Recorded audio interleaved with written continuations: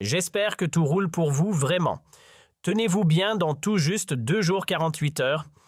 Top chrono se jouera un moment décisif à la cour d'appel de Thésée-Haut.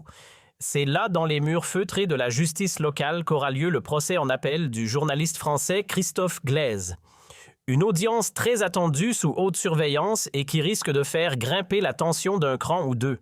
Autant dire que tout le monde aura les yeux braqués sur cette scène judiciaire aussi tendue qu'un fil de funambule. Ce procès ne sera pas un simple rendez-vous judiciaire, il agitera aussi les lignes fragiles des rapports entre Paris et Alger.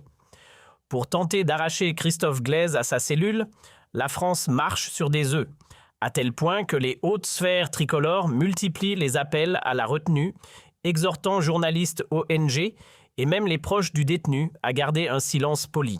Objectif, éviter le moindre mot de travers à l'égard du président Tebboune, véritable maître du jeu, car une critique trop directe, une attaque trop frontale et c'est toute chance de libération qui pourrait s'évaporer. Pendant ce temps, à Tizi Ouzou, les choses s'organisent. L'avocat français du journaliste maître Emmanuel Daoud aurait décroché son visa information, glissé par une source bien placée.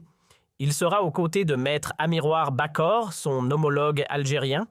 Ensemble, ils monteront au front dans la salle d'audience de la cour d'appel pour défendre Christophe Glaise dans une pièce où les regards pèseront plus que les mots. Pour les proches de Christophe Glaise, le feu vert accordé au visa de son avocat n'est pas qu'un simple tampon administratif, ils y voient un rayon de lumière dans l'obscurité, un indice que quelque chose bouge enfin, peut-être même un frémissement d'espoir pour le 3 décembre. Ce petit papier, pour eux, c'est presque une promesse déguisée de bonnes nouvelles à venir. Mais le plus frappant, c'est ce qu'a déclaré aujourd'hui maître Emmanuel Daoud devant les micros français. Avec un sérieux implacable, il a tenté de convaincre l'opinion publique que non, surtout pas, il ne fallait parler de otage. J'espère que tout roule pour vous vraiment. Tenez-vous bien dans tout juste 2 jours 48 heures. Top chrono se jouera un moment décisif à la cour d'appel de Thésée-Haut. C'est là, dans les murs feutrés de la justice locale, qu'aura lieu le procès en appel du journaliste français Christophe Glaise.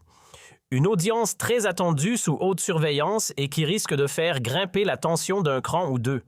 Autant dire que tout le monde aura les yeux braqués sur cette scène judiciaire aussi tendue qu'un fil de funambule. Ce procès ne sera pas un simple rendez-vous judiciaire, il agitera aussi les lignes fragiles des rapports entre Paris et Alger. Pour tenter d'arracher Christophe Glaise à sa cellule, la France marche sur des œufs, à tel point que les hautes sphères tricolores multiplient les appels à la retenue, exhortant journalistes, ONG et même les proches du détenu à garder un silence poli. Objectif, éviter le moindre mot de travers à l'égard du président Tebboune, véritable maître du jeu, car une critique trop directe, une attaque trop frontale et c'est toute chance de libération qui pourrait s'évaporer. Pendant ce temps, à Tizi Ouzou, les choses s'organisent. L'avocat français du journaliste maître Emmanuel Daoud aurait décroché son visa information, glissé par une source bien placée.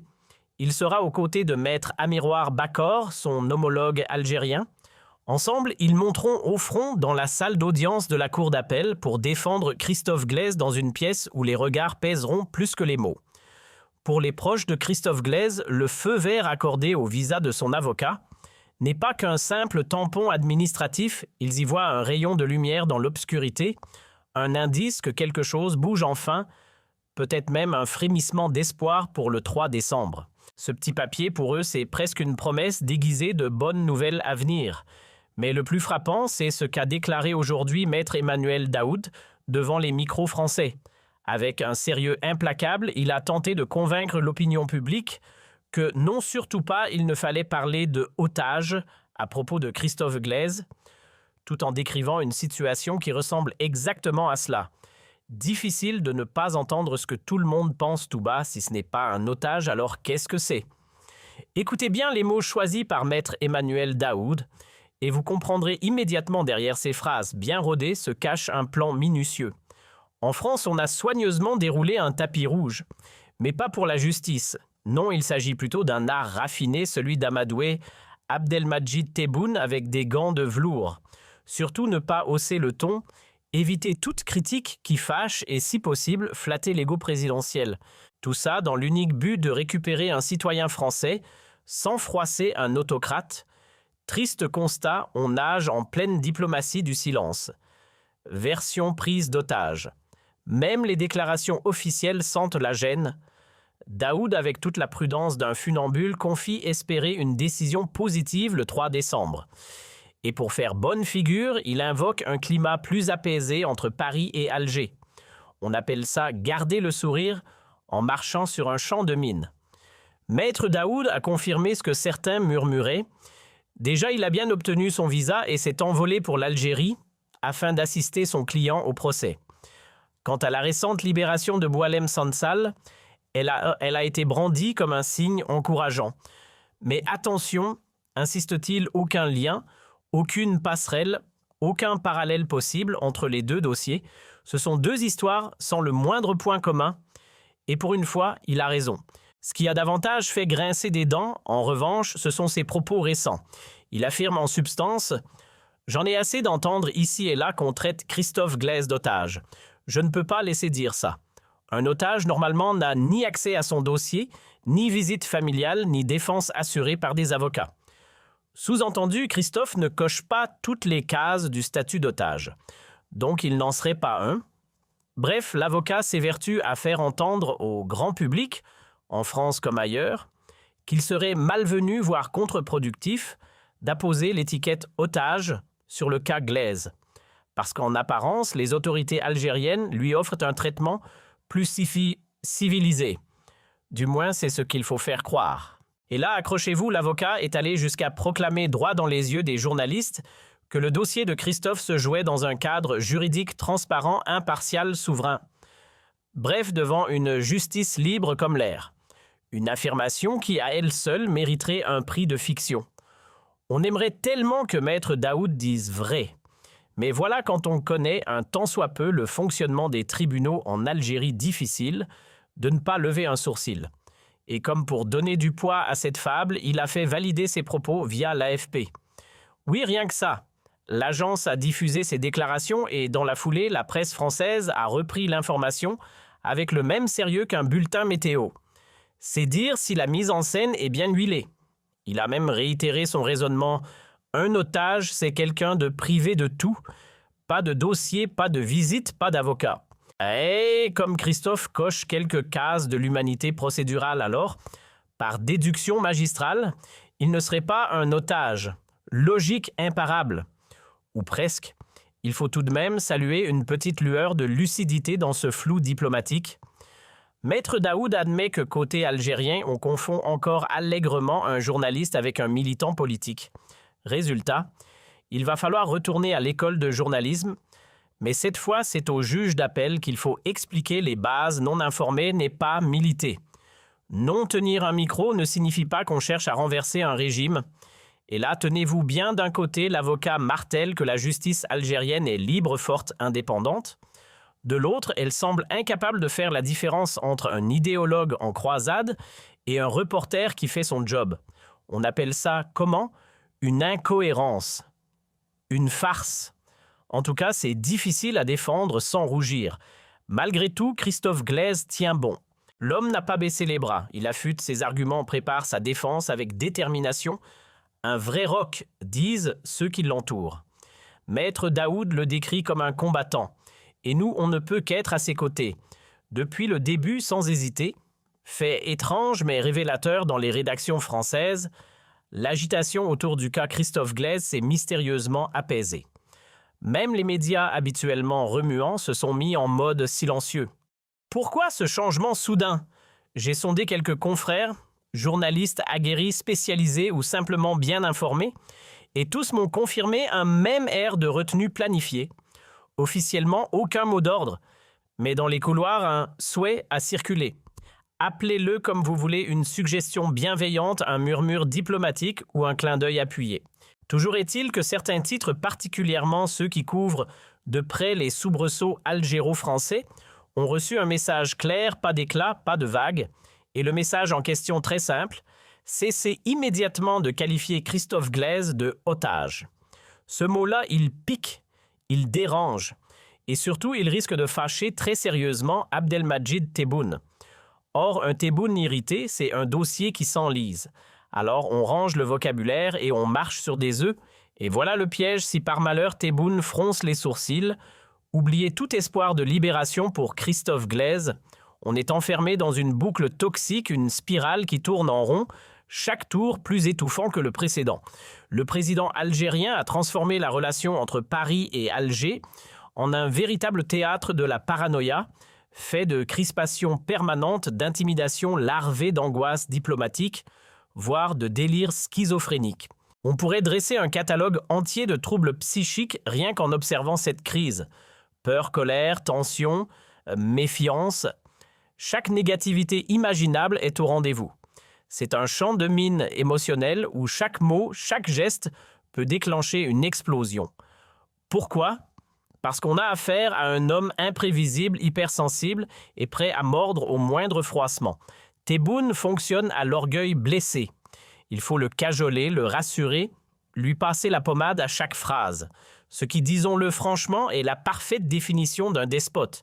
Et oui, un despote reste un despote, même en costume cravate. Il faut quand même le redire pour que ça rentre quand un État inflige 7 ans de prison ferme à un journaliste pour avoir échangé quelques messages sur WhatsApp avec une personne estampillée terroriste par ses services. On ne parle plus de justice. On parle de dictature, pure et simple. Et ce qui est encore plus tragique, c'est que dès le début de l'affaire Christophe Glaise, la stratégie mise en place pour le protéger était vouée à l'échec. Je l'ai dit, redit, répété à mes collègues dans les rédactions françaises. Le premier faux pas, ça a été ce silence gêné, cette discrétion imposée. On a avalé son arrestation sans broncher, on a laissé passer la confiscation de son passeport, on a fermé les yeux sur sa mise, sous contrôle judiciaire sur sa répression, sur son isolement, en espérant que ça passerait tout seul. Mais justement, c'est ça le problème. La fameuse méthode douce, celle du silence poli, du profil bas, de la diplomatie du coton, du surtout pas de vagues, pour ne pas vexer Abdelmadjid Tebboune, eh bien, elle a échoué, raté, complètement. Et le résultat est là, Christophe Glaise aujourd'hui encore est derrière les barreaux. Depuis bientôt 6 mois. Petit retour sur les faits parce que certains ont la mémoire courte ou l'indignation sélective. Christophe GZ, 36 ans, journaliste indépendant. Pas encarté, pas militant et encore moins bras droit d'un quelconque courant politique. Non, il n'a jamais frayé ni avec Bruno Retailleau, ni avec le Rassemblement national, ni avec les figures de l'extrême droite française. Autrement dit, pas le genre à faire de la politique par la bande ou à pousser des idées camouflées sous une plume journalistique. Son domaine, le sport. Et uniquement le sport. Depuis plus d'une décennie, il écrit pour SoFoot et Society, 2 titres connus pour leurs enquêtes sociétales, leurs portraits fouillés, mais certainement pas pour attaquer des régimes. Aucun pamphlet, aucun brûlot, aucun article à charge contre Alger dans ses archives. Christophe, c'est un mec qui parle ballon pas bombe, et pourtant il se retrouve traité comme un dangereux perturbateur. Il ne s'est jamais contenté de commenter les matchs ou de lister les scores.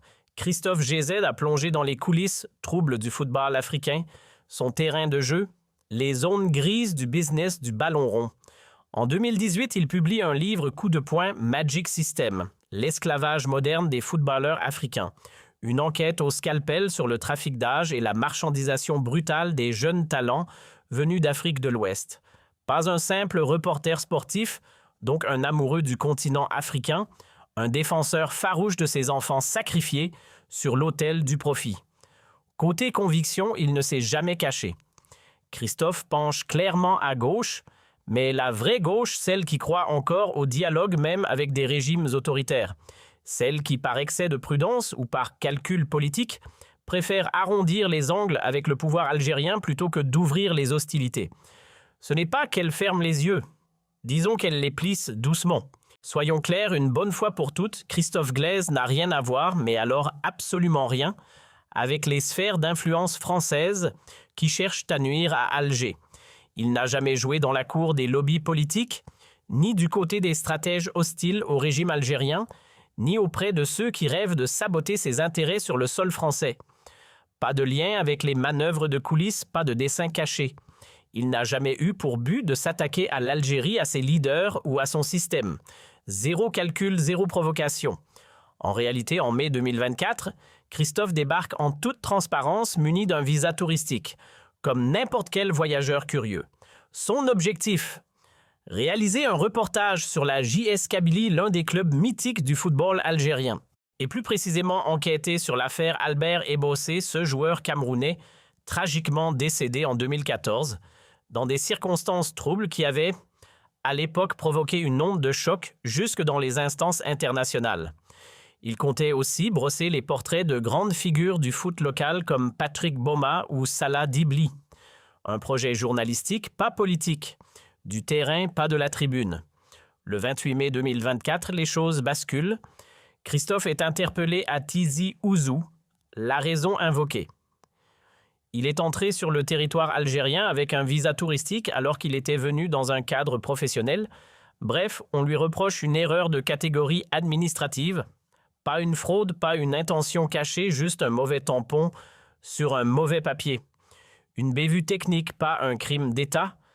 Mais voilà, Christophe connaissait les règles du jeu, ou plutôt les blocages du système. Il savait pertinemment qu'un journaliste français, surtout s'il n'est pas une vedette médiatique, n'a quasiment aucune chance d'obtenir un visa presse pour l'Algérie. Le régime ne s'en cache pas, les journalistes des grands quotidiens politiques français sont surveillés comme le lait sur le feu. Que vous veniez du Monde, du Figaro, de Libé, de l'Express ou du Point, si vous avez déjà écrit une ligne critique sur Tebboune, votre demande part à la poubelle. Et Christophe, lui, n'était affilié à aucun de ces titres. Il pensait sans doute passer sous les radars. Raté, c'est passé crème. Christophe a décroché son visa touristique sans encombre. À l'ambassade d'Algérie, personne n'a tiqué. Pourquoi? Parce qu'il s'est présenté comme un simple citoyen lambda. Et surtout parce qu'il est journaliste sportif. Pas de quoi affoler les radars. Ce profil-là n'éveille ni soupçon ni alerte. Pour les autorités, c'est inoffensif, presque invisible. Et pourtant, à peine quelques semaines plus tard, patatras, arrestation. Mai 2024. Pas encore de crise diplomatique entre Paris et Alger, du moins pas officiellement. La vraie déflagration n'interviendra qu'à la fin juillet. Mais déjà, le climat était électrique. La tension flottait dans l'air à l'approche des élections présidentielles anticipées prévues pour septembre. Résultat, un étranger même discret, même venu parler football, pouvait vite devenir suspect. Et Christophe, sans le vouloir, s'est retrouvé au mauvais endroit au pire moment. Du côté des services algériens, surtout ceux chargés de la sécurité intérieure, on a tendance à voir des complots partout. Ils sont, hypersensibles à tout ce qui dépasse un peu du cadre. Une sorte de nervosité institutionnelle permanente. Un journaliste sportif. Oui, mais si c'était juste une couverture, et s'il était venu en Kabylie non pas pour parler football, mais pour fouiller, filmer, poser des questions là où ça dérange, peut-être pour sonder le climat local, flairer une éventuelle opposition, ou détecter un frémissement de révolte en vue des élections anticipées, la vérité c'est que le pouvoir algérien était sur les nerfs, et pas qu'un peu, une peur diffuse, rampante, installée, un état de tension qui frôle le ridicule et finit par y tomber. Appelez ça comme vous voulez, inquiétude, méfiance extrême. Ou soyons honnêtes, pure paranoïa. Résultat, Christophe a été placé sous enquête. Parce qu'il filmait peut-être un ballon, mais dans un coin trop sensible de la carte. Et comme souvent dans ce genre d'affaires, tout est allé très vite, trop vite. Sans bruit, sans agitation. Christophe s'est retrouvé placé sous contrôle judiciaire, son passeport confisqué et plus rien. Silence radio. Comme si on avait appuyé sur le bouton pause de sa vie. Et tout le monde est passé à autre chose. Effacé, oublié, rangé dans une case administrative sans nom. Pourquoi ce silence? Eh bien parce qu'à cette période, on parle de mai 2024, il n'y avait pas encore de tempête diplomatique entre Alger et Paris. Pas de bras de fer politique, pas d'incident visible. Officiellement, tout allait bien. Alors Christophe a été mis de côté en attente. Les services de renseignement voulaient creuser, fouiller, décortiquer ses notes, ses objectifs, ses intentions. En clair, ils espéraient débusquer quelque chose derrière ce voyage, un motif caché, un plan dissimulé. Spoiler, ils n'ont rien trouvé. Personne n'avait entendu parler de cette histoire avant juin 2025. Absolument personne. Et pour cause, Christophe lui-même était loin de s'y attendre. L'affaire n'avait jamais été médiatisée, il n'était qu'un journaliste sportif, parmi tant d'autres, sous contrôle judiciaire invisible aux yeux du public et ignoré de la presse. Une histoire qui aurait dû rester un simple dossier administratif jusqu'au moment où tout a basculé.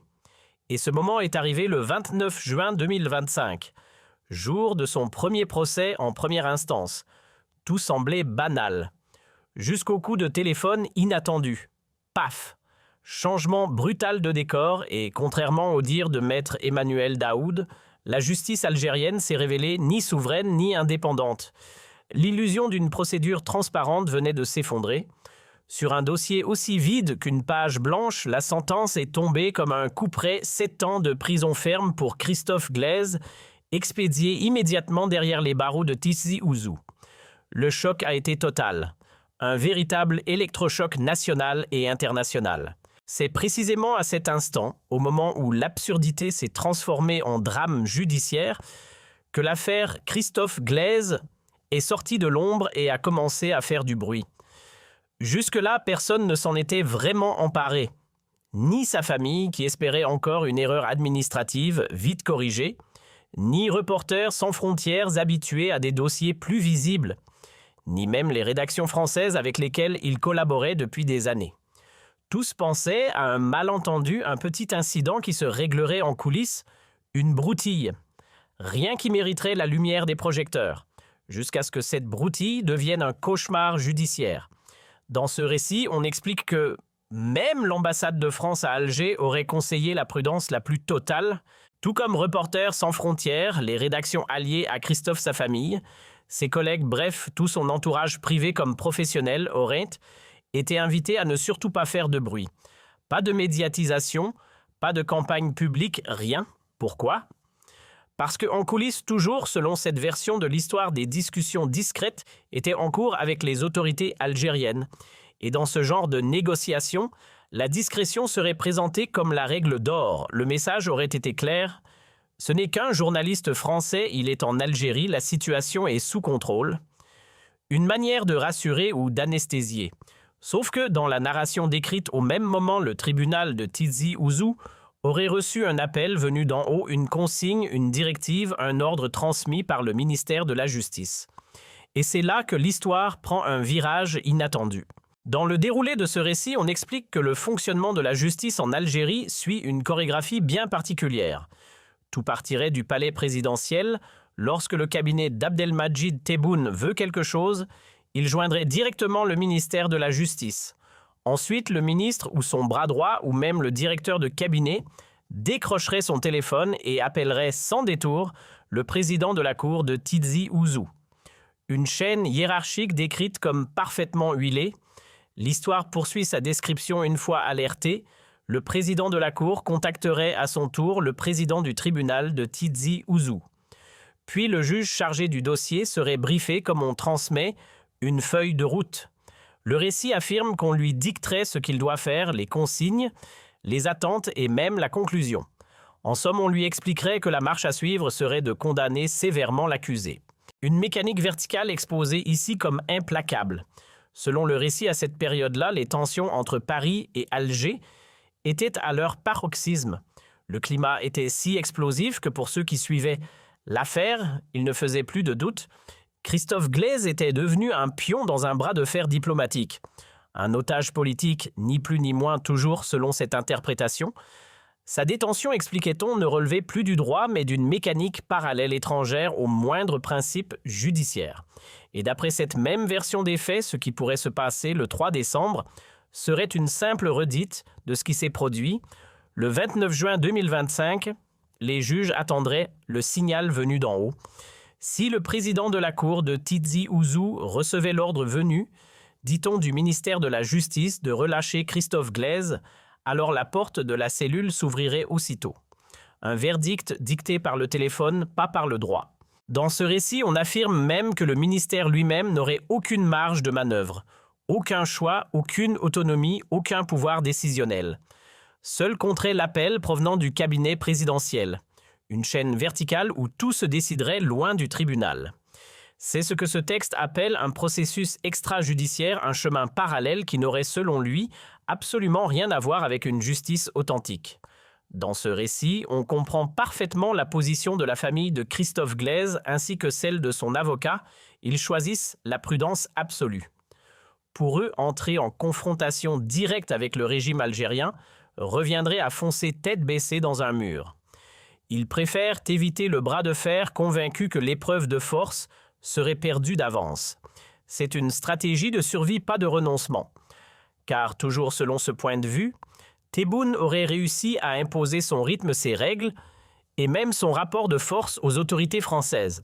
Et cela, le récit le reconnaît ouvertement, ce n'est ni un exploit, ni une prouesse, ni un succès politique. C'est décrit comme la victoire d'un jeu trouble, l'avantage obtenu non par la transparence, mais par la pression. Une victoire du vice, comme le formule le texte. Dans cette version des faits, on explique que la véritable victoire de Tebboune aurait été de forcer la France à évoluer, selon ses règles, à lui, son calendrier, ses méthodes, ses conditions. L'Élysée ne dicterait plus rien, elle suivrait le tempo imposé par Alger. Et toujours dans le cadre de ce récit, Paris serait désormais incapable d'engager un affrontement frontal avec Abdelmadjid Tebboune, tant l'équilibre de force se serait inversé. Le récit ajoute que Tebboune aurait prouvé une chose à la France, plus la pression politique monte, plus il se raidirait et moins il libérerait de ressortissants français détenus en Algérie. Comme si chaque tentative de bras de fer renforçait son refus. Une sorte de jeu psychologique asymétrique que cette narration interprète comme une faiblesse structurelle du côté français. Et selon cette interprétation, Tebboune emploierait une méthode que l'auteur du texte compare à celle d'autres régimes autoritaires. Lorsqu'un désaccord éclate avec un pays étranger, on retient